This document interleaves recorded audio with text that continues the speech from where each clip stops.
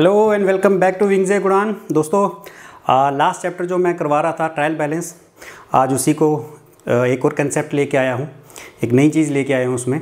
कल मैंने आपको एक ट्रायल बैलेंस का क्वेश्चन करवाया था, एक सिंपल सा क्वेश्चन था। आज थोड़ी सी चेंज लेके आया हूँ। तो आज के सेशन में हम सीखेंगे ट्रीटमेंट ऑफ क्लोजिंग स्टॉक, कि क्लोजिंग स्टॉक जो होता है उसको हम किस तरह से ट्रीट करते हैं। क्लोजिंग स्टॉक क्या होता है ये भी इसी सेशन में बता दूंगा। तो चलिए, पहले हमें कुछ फिगर्स दी हैं और हमें कहा है ट्रायल बैलेंस बनाओ।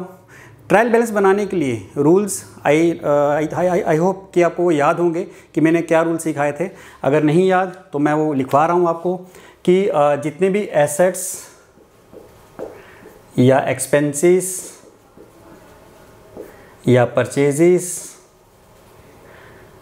या सेल्स रिटर्न्स या ड्राइंग्स, ये सब चीज़ें हम कहाँ पे लेते हैं? ट्रायल बैलेंस की डेबिट साइड में। और इसी तरह liabilities, capital, incomes, profit, gain, sales और परचेज रिटर्न और साथ में रिजर्व्स, ये हम कहाँ पे लेते हैं? ट्रायल बैलेंस की क्रेडिट साइड में। तो अब यहाँ पे कुछ फिगर्स गिवन हैं दोस्तों, इससे हमें ट्रायल बैलेंस बनाना है और साथ ही साथ हमें सीखना है कि आज क्लोजिंग स्टॉक का हम क्या करेंगे। पहले एक सिंपल मैं इसका ट्रायल बैलेंस बना देता हूँ दोस्तों।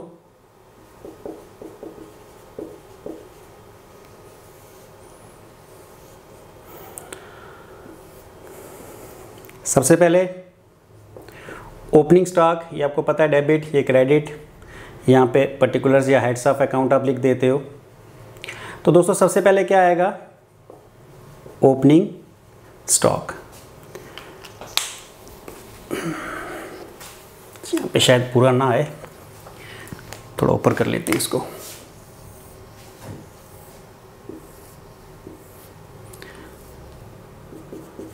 पर्टिकुलर्स या फिर हेड्स ऑफ अकाउंट लिखो, डेबिट, क्रेडिट, और यहाँ पे एक छोटा सा बनाना होता है लेजर फॉलो के लिए, फॉर्मेलिटी होती है वो। सबसे पहले दोस्तों ओपनिंग स्टॉक, क्योंकि हमारा एसेट है तो ये तो हमें लिखना है डेबिट साइड में। एसेट्स हमेशा डेबिट साइड में आती है। नेक्स्ट इज दोस्तों सेल्स। सेल्स हमारी इनकम में आती है, तो इनकम हमेशा कहाँ आती है? क्रेडिट साइड में। इसका भी यहाँ पे लिख दो। रेंट पेड, पे किया इट मीन्स कि ये एक्सपेंस है दोस्तों, और एक्सपेंस हमेशा ही डेबिट साइड में आते हैं, वैसे भी रूल है डेबिट ऑल एक्सपेंस। परचेजेस, ये भी हमारा एक तरह का खर्चा ही है, तो डेबिट साइड में लिख देंगे। कैपिटल कहाँ आती है? क्रेडिट साइड में। रूल्स मैंने लिखे हैं, ये आपको याद रखने हैं। बिल्डिंग, बिल्डिंग क्योंकि हमारा एसेट है तो ये डेबिट साइड में आएगी। 4 लाख की बिल्डिंग आ गई। उसके बाद बैंक लोन, लोन बैंक से लिया हुआ लोन हमारी क्या है? लायबिलिटी है दोस्तों। लायबिलिटीज़ क्रेडिट साइड में आती हैं। सेल्स रिटर्न, इसके बारे में मैंने कल भी बताया था कि सेल्स तो हमेशा क्रेडिट होती है, लेकिन सेल्स रिटर्न डेबिट होगी, क्योंकि जो चीज़ हमने बेची वो हमारे पास वापस आ गई। तो हमने बेची तो उसको क्रेडिट किया था, अब वो चीज़ वापस आ गई तो हम उसको क्या कर लेंगे? डेबिट कर लेंगे। उल्टा होगा यहाँ पे, तो 20,000। नेक्स्ट इज दोस्तों परचेज रिटर्न, सेम उल्टा, कि हमने कोई चीज़ खरीदी थी, हमने इस परचेज को डेबिट किया, अब वो चीज़ हम वापस कर रहे हैं किसी को, तो परचेज रिटर्न हमारी क्या हो जाएगी? उल्टा, यानी क्रेडिट। उसके बाद क्लोजिंग स्टॉक। तो दोस्तों इसमें ट्रायल बैलेंस में आपको ये जो क्लोजिंग स्टॉक है ये नहीं लेना है। हालांकि ये एसेट है बट नहीं लेना। इसका रीज़न मैं आपको आगे बताऊंगा आज के सेशन में। तो फिलहाल मैं इसको छोड़ रहा हूँ। क्यों छोड़ रहा हूँ? आगे बताऊँगा। तो मशीनरी क्योंकि एसेट है तो हम यहाँ ले लेंगे। अब आप इसका टोटल करो दोस्तों और देखो वो दोनों टोटल्स आपके बराबर आएंगे।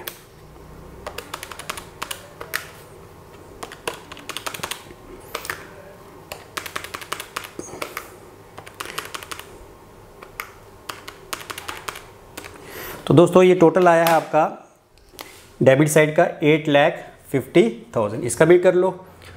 5 और 2 7 और 1 8, 8,50,000, दोनों साइड्स बराबर। ये तो वैसे मैंने कल भी करवाया था। तो जो चीज़ आज मैंने आपको सिखानी है ट्रीटमेंट ऑफ क्लोजिंग स्टॉक, अब मैं वो बता रहा हूँ। ये तो हो गया जैसे हम बेसिक रूल लगा के कर लेते हैं। अब हमने क्लोजिंग स्टॉक यहाँ पे क्यों नहीं लिया उसका मैं रीज़न बताने जा रहा हूँ। तो दोस्तों इसका अगर आप स्क्रीनशॉट लेना चाहते हो तो ले लो आप प्लीज़।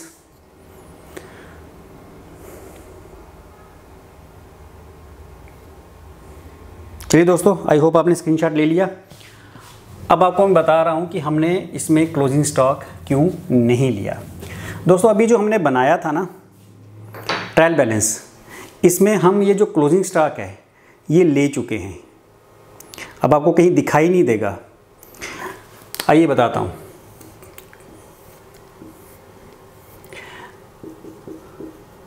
पर्टिकुलर्स, डेबिट और क्रेडिट, ट्रायल बैलेंस का, और ये लेजर फोलियो।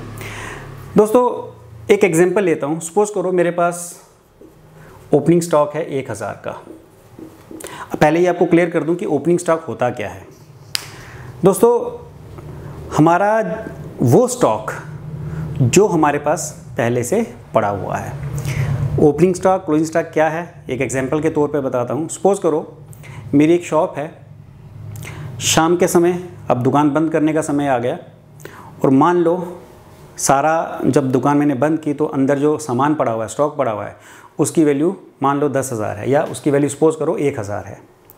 वो मेरा क्लोजिंग स्टॉक है कि जब मैंने वो दुकान बंद की तो उस वक्त मेरे पास कितना सामान पड़ा था, वो क्लोजिंग है उस दिन का। यही क्लोजिंग स्टॉक अगले दिन के लिए क्या बन जाएगा, ओपनिंग, कि जब मैंने दुकान अगले दिन फिर से शुरू की तो मेरे पास जो पहले से स्टॉक पड़ा था वो कितने का था, 1000। यानी क्लोजिंग स्टॉक जो होता है, ओपनिंग स्टॉक जो होता है, ये होता है जब आप शुरू करते हो बिज़नेस, चाहे वो अगले दिन से करो या नेक्स्ट ईयर से करो या कुछ भी, मतलब कोई भी डेट से, नेक्स्ट वीक से करो, वो आपको ओपनिंग स्टॉक है। फॉर एग्जाम्पल देखो, हमारा जो भी एक अकाउंटिंग पीरियड होता है दोस्तों, वो होता है कैलेंडर ईयर भी हो सकता है, जनवरी से दिसंबर। यानी आप जब अपने अकाउंट्स बनाते हो तो आप प्रॉफिट कब देखते हो, साल के बाद। ये तो नहीं है कि 20 साल के बाद इकट्ठा प्रॉफिट देखोगे। नॉर्मली प्रॉफिट हम कैसे देखते हैं, साल दर साल।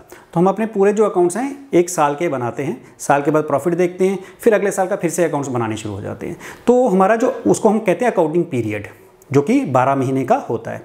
तो ये जो अकाउंटिंग पीरियड कहाँ से स्टार्ट होता है, ये दोस्तों आपकी मर्जी है। आप 1 जनवरी से लेकर 31 दिसंबर कर सकते हो, या आप 1 अप्रैल से लेकर 31 मार्च, अगले साल के 31 मार्च तक भी बना सकते हो। लेने अपने 12 महीने। तो दोस्तों सपोज करो कि मेरा जो अकाउंटिंग पीरियड है वो मैंने रखा हुआ है जनवरी से लेकर दिसंबर तक। अब मान लो दिसंबर आ गया, 31 दिसंबर है। अब मैं इसमें देख रहा हूँ कि मेरे पास पूरे साल में कितना स्टॉक बचा है। तो जो बचा हुआ स्टॉक है उसको मैं बोलूँगा क्लोजिंग स्टॉक, दिसंबर का वो क्लोजिंग स्टॉक। अब यही क्लोजिंग स्टॉक अगले दिन क्या है, 1 जनवरी आएगा। जब मैं नेक्स्ट डे में इसको लेके जाऊँगा इसी क्लोजिंग स्टॉक को अगले दिन, तो वो मेरा क्या बन जाएगा, ओपनिंग स्टॉक। तो ओपनिंग स्टॉक का मतलब हो गया वो स्टॉक जो आपके पास पिछली डेट का पड़ा हुआ है। पिछली डेट कोई भी हो सकती है। ये तो हो गया ओपनिंग स्टॉक और क्लोजिंग स्टॉक।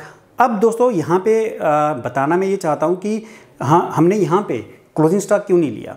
तो ओपनिंग स्टॉक दोस्तों आपके पास 1000 है, कंसेप्ट पता चल गया कि ओपनिंग स्टॉक क्या है। अब सपोज करो आपने परचेज भी किया स्टॉक। अब देखो दोस्तों, आपका जो स्टॉक पड़ा हुआ ओपनिंग स्टॉक, ऐसा तो नहीं है कि पूरी ज़िंदगी यही बेचते रहोगे, दोबारा भी तो खरीदना पड़ेगा ना। ये तो आपने मान लो 10,000 का स्टॉक लिया था, 1000 का बचा, ये 1000 का स्टॉक भी कभी ना कभी तो बिक जाएगा, तो आपको और भी तो परचेज करनी है। तो ये तो था पिछला स्टॉक जो पड़ा हुआ, प्लस आपने 2000 की और परचेज कर ली, तो आपके पास टोटल स्टॉक कितना हो गया, 3000 का। अब लास्ट में अगर आपको कहीं क्वेश्चन में कह देता है कि आपके पास क्लोजिंग स्टॉक जो बचा है वो 500 का है, तो इसका मतलब वो क्या कहना चाहता है कि आपके पास टोटल में 3000 का स्टॉक था, जिसमें साल ख़त्म होते होते, साल के एंड में आपके पास सिर्फ 500 का स्टॉक बचा। इसका मतलब आपके पास जो टोटल स्टॉक 3000 का था, उसमें से 500 का आपके पास पड़ा हुआ है, तो बाकी 2500 का स्टॉक आपने, इसका मतलब ड्यूरिंग द ईयर आपने बेच दिया। वो सेल हो गया, हो गई आपकी, तो उसको छोड़ दो, अभी हम सेल की बात नहीं कर रहे। तो मतलब ये कि 2500 का स्टॉक बेच दिया। अब मैंने क्लोजिंग स्टॉक यहाँ क्यों नहीं लिया, तो दोस्तों आप देख रहे हो कि ओपनिंग स्टॉक और परचेज मिला के 3000 का स्टॉक ऑलरेडी मैं यहाँ लिख चुका हूँ। मेरे पास पूरे साल में यही स्टॉक था। ये 500 तो इसी में से बचा हुआ स्टॉक है ना, इसको तो मैं यहाँ नहीं लिख सकता। अगर सपोज करो मैं यहाँ पे लिख दूँ कि क्लोजिंग स्टॉक 500, चलो मैं लिख देता हूँ, तो कुल मिला के मेरे पास कितना स्टॉक हुआ, 1000, 2000 और 3500। लेकिन ऐसा तो है ही नहीं, 3500 का स्टॉक तो मेरे पास है ही नहीं, कभी था ही नहीं, क्योंकि पहला स्टॉक ओपनिंग 1000 का था, परचेज मैंने 2000 की। तो कुल मिला के मेरे पास 3000 का स्टॉक होना चाहिए, वो मैंने यहाँ लिखा हुआ है। तो ये 500 का मैं क्यों नहीं लिख रहा, क्योंकि ये 500 रुपये का स्टॉक जो क्लोजिंग है वो इसी में से बचा हुआ है। तो ये मैंने एक बार लिख दिया है, इसलिए दोबारा लिखने की ज़रूरत नहीं है, इसीलिए जो क्लोजिंग स्टॉक है यहाँ पे नहीं आता। बट इसमें कुछ एक्सेप्शंस भी हैं, कुछ ऐसे केसेस भी हैं जिसमें आपने क्लोजिंग स्टॉक लेना है। इसमें क्या था, आपने ओपनिंग स्टॉक लेना है और क्लोजिंग नहीं लेना, लेकिन कुछ एक्सेप्शंस भी हैं जिसमें आपको क्लोजिंग लेना और ओपनिंग नहीं लेना। उसके बारे में भी अभी मैं बात करने वाला हूँ। तो आई होप ये पार्ट आपको समझ आ गया कि क्यों हमने क्लोजिंग स्टॉक नहीं लिया। अब बात करते हैं ऐसा केस जहाँ पे आपको क्लोजिंग स्टॉक लेना है। चलिए दोस्तों, इस क्वेश्चन को मैं मिटा देता हूँ, एक और क्वेश्चन लिखूँगा इस पर।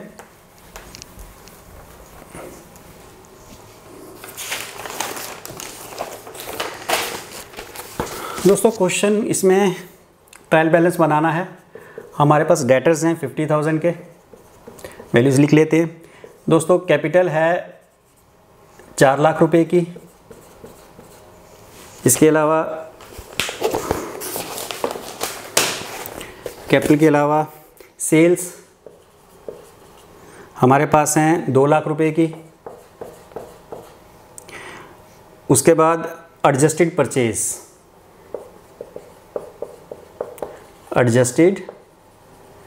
परचेज, तो दोस्तों एडजस्टेड जो परचेज है वो है हमारे पास 2 लाख की। यहाँ पे एडजस्टेड का मतलब मैं अभी आपको सिखाने जा रहा हूँ। क्रेडिटर दोस्तों हमारे पास हैं 20,000 के। लैंड हमारे पास है 3 लाख का। क्रेडिटर हमारे पास हैं 50,000 के और क्लोजिंग स्टॉक है हमारे पास 70,000 का। अब इस क्वेश्चन में देखते हैं हम क्लोजिंग स्टॉक को हमें लेना है, उसको लेने के बाद भी हमारा आंसर आएगा। चलिए शुरू करते हैं इसको। तो सबसे पहले डेटर्स हमारे एसेट्स हैं, तो दोस्तों एसेट्स हमारे डेबिट साइड में आते हैं, लिख दूंगा मैं 50,000। कैपिटल लाइबिलिटीज़ में आता है, कैपिटल है हमारी तो क्रेडिट साइड में आएगी 4 लाख रुपए की।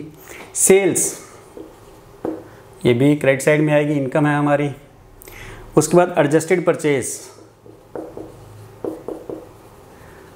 परचेज 2 लाख रुपए की, डेबिट साइड में आएगी। क्रेडिटर यानी वो जिनको हमें पैसा देना है, जिनसे हमने कहीं उधार में ख़रीदा हुआ है या उधार लिया हुआ है, तो क्रेडिटर वो होते हैं जिनको हमें पैसा देना है, इट मीन्स वो हमारी लाइबिलिटी है, क्रेडिट साइड में आएगी। लैंड हमारा एसेट है, डेबिट साइड में आएगा। एक मिनट, हाँ जी, लैंड के बाद ये क्रेडिटर नहीं है दोस्तों, ये बिल पेएबल है, बीपी यानी बिल पेएबल, ये 2 बार लिख दिया था। बिल पेएबल 50,000 लाइबिलिटी है हमारी। उसके बाद क्लोजिंग स्टॉक, दोस्तों इस केस में हम क्लोजिंग स्टॉक लेंगे। क्यों लेंगे इसका रीज़न मैं अभी आपको आगे बताने वाला हूँ। चलिए पहले इसका टोटल कर लेते हैं। 3 2 5, तो 5 लाख प्लस 1,20,000, तो कुल मिला के हो गया 6,20,000। 6,20,000, 4 2 6,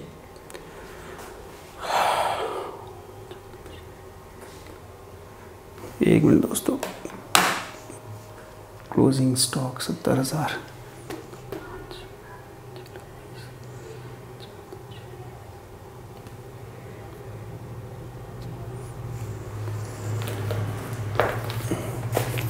दोस्तों क्लोजिंग स्टॉक की वैल्यू इसमें गलत लिख दी है मैंने, ये 1,20,000 है,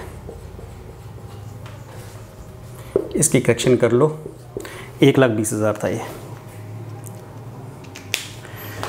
तो टोटल कर लेते हैं फिर से, 3 2 5 और 1 6, 6,70,000, 4 2 6 और 6,70,000। तो क्लोजिंग स्टॉक की एडजस्टमेंट कर लेना दोस्तों, लिखने में गलती हुई थी, ये 1,20,000 था।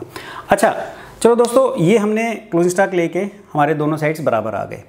अब अभी मैंने पिछले केस में कहा था कि हम क्लोजिंग स्टॉक नहीं लेते, लेकिन इस केस में मैंने ले लिया। क्यों लिया उसका रीज़न बता रहा हूँ। देखो दोस्तों, ये जो एडजस्टेड परचेज है, जब आपके पास एडजस्टेड परचेज होगी, इसका मतलब परचेज में आपने ओपनिंग और क्लोजिंग स्टॉक को एडजस्ट किया है। तो एडजस्टेड परचेज हम निकालते कैसे हैं दोस्तों, opening stock plus purchases minus closing stock, ये फॉर्मूला अप्लाई करके निकालते हैं। ये फॉर्मूला अप्लाई करके जो हमारा आंसर आता है वो हमारी एडजस्टेड परचेज होती है। अब मैं पिछले क्वेश्चन को ही ले लेता हूँ, अभी आपका इसको मैं रब कर रहा हूँ, जो पिछला क्वेश्चन है मैं उसी को ले लेता हूँ जो मैंने एग्जाम्पल के तौर पे बताया था।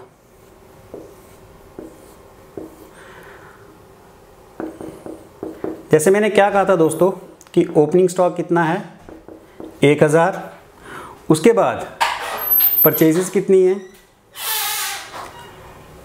परचेज हमारी 2000 हैं, साथ में क्लोजिंग स्टॉक मैंने बाहर आपको सिर्फ समझाने के लिए कहा था कि क्लोजिंग स्टॉक हमारा कितना है 500, और मैंने उस क्वेश्चन में क्यों नहीं लिया था, क्योंकि मैंने कहा कि जब हमने ओपनिंग स्टॉक को परचेज ले ली 3000 की, तो जो क्लोजिंग स्टॉक है इसके अंदर ही है, तो इसको दोबारा लेने की ज़रूरत नहीं है। लेकिन जब अब आपका ये टोटल कितना है दोस्तों, इसको ध्यान रखना ज़रा इसका, ये टोटल आपका कितना है, ये टोटल आपका है 3000। इस 3000 में ये 500 रुपये भी हैं, लेकिन अगर मैं इसी को इन्हीं वैल्यूज़ को लेके अगर यहाँ पे लिखूँ, हमारा ओपनिंग स्टॉक कितना था दोस्तों 10,000, सॉरी 1000, वहाँ से ले रहा हूँ, और परचेज कितनी है 2000, और क्लोजिंग स्टॉक माइनस करना है, क्लोजिंग स्टॉक कितना था 500, कितना बचा 2500, ये मेरी क्या है एडजस्टेड परचेज। तो सपोज करो अगर हमारे पास कितना स्टॉक होना चाहिए यहाँ पे, ये मैं छोड़ रहा हूँ यहाँ पे, इसको बंद कर रहा हूँ। अगर मैं एडजस्टेड परचेज लूँ, जो कि मेरा ये आंसर आया, कितना ले रहा हूँ 2500, लेकिन एक्चुअल में मेरे पास स्टॉक टोटल कितना था 3000, 500 रुपया कम है ना। वो कम इसलिए है क्योंकि मैंने जो टोटल साल में स्टॉक खरीदा था, जो पड़ा था और जो खरीदा था, उसमें से 500 रुपया माइनस कर दिया हुआ है, इसलिए मेरा 500 कम आया, वो ये किया है मैंने। तो अब क्योंकि मुझे तो ये 3000 पूरा शो करना है, क्योंकि मुझे बताना है मेरे पास ओपनिंग स्टॉक क्या था और मैंने परचेज करके टोटल कितना था, तो वो तो हमारा क्लियर है कि 1000 और 2 3000 था, लेकिन परचेज को जब मैंने एडजस्ट किया, क्लोजिंग स्टॉक माइनस कर दिया, तो बचा 2500। तो मुझे तो इसको 3000 बनाना है, तो क्या करूँगा उसके लिए, फिर मैं क्या कर लूँगा, इसमें क्लोजिंग स्टॉक ले लूँगा, ऐड कर लूँगा। तो देखो दोस्तों अब ये भी 3000 आ गया।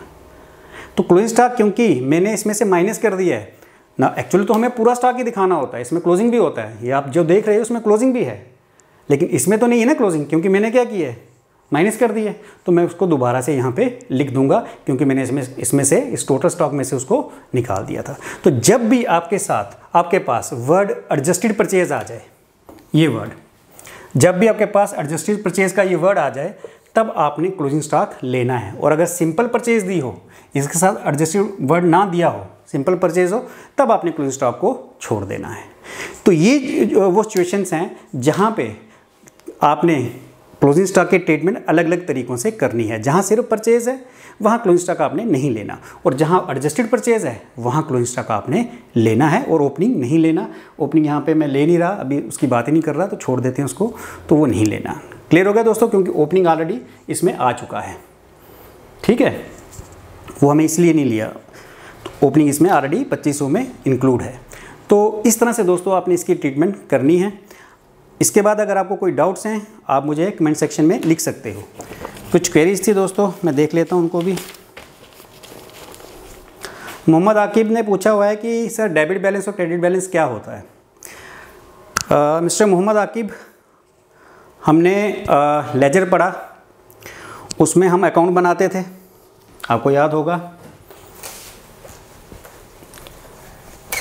लेजर में जो अकाउंट बनता है वो टी फॉर्मेट में बनता है, इस तरह से बनाते थे। अब देखो डेबिट बैलेंस क्रेडिट बैलेंस क्या है, ये आपकी डेबिट साइड है, ये आपकी क्रेडिट साइड है। जो साइड बड़ी होती है ना, सपोज करो इस साइड का जो भी मैं यहाँ पे सेल्स वगैरह कुछ भी लिखूँ, इस साइड का टोटल है 50 रुपये, और इस साइड का मेरा ये टोटल आया है 40। कौन सी साइड बड़ी है दोस्तों, डेबिट वाली। तो वो जो 10 रुपये इसका है उसको हम बोलेंगे बैलेंस का एडन जो होगा उसको बोलेंगे डेबिट बैलेंस। इन शॉर्ट जो साइड बड़ी होती है उसका बैलेंस का नाम लिया जाता है। अगर डेबिट साइड बड़ी है तो डेबिट बैलेंस, और अगर क्रेडिट साइड बड़ी है, मान लो यहाँ 60 है 60 रुपीज़ और वहाँ 50 है, तो बैलेंस यहाँ बन रहा है, साइड कौन सी बड़ी है क्रेडिट, तो हम बोलेंगे क्रेडिट बैलेंस। लिखना हमने यहाँ पे है बैलेंस, उस बैलेंस को, लेकिन जो साइड बड़ी है उसका नाम लिया जाता है डेबिट बैलेंस या फिर क्रेडिट बैलेंस।